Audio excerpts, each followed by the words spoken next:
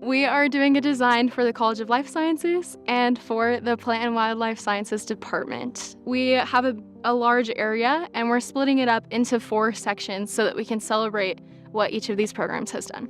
It's been really cool to kind of get to see the things that make them proud, the things that they've worked really hard on. We chose plants specifically to represent the wildlife and wildland conservation major. We wanted a variety of plants to represent all of those different components. We did choose native plants, really essential to the function of our ecosystems and keeping them healthy and operating like they should. Caddisfly use their silk in different ways, and we want to understand why they do that, why their silk is so diverse. So by looking into their genes, their silk organs, we want to understand the logic behind their diverse silk production. My project is researching hybrid Bermuda grass in a cool season climate. We're trying to extend the growing season into the fall and then wake it up earlier in the spring in order to use it on athletic fields. So the purpose of my project is to find ways to save water. In my research, we saved 60% of the water we were applying to the Kentucky bluegrass and still maintained a really green color on the hybrid Bermuda grass. We've been instructed to make things more beautiful, and we've been instructed to take care of what we have and use the resources that we've been given.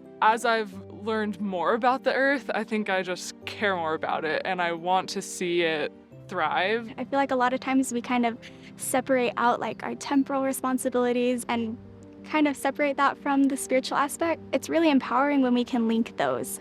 I think it's really easy to find God when you're studying nature. I love being able to go to school at BYU, where the focus is always brought back to Jesus Christ.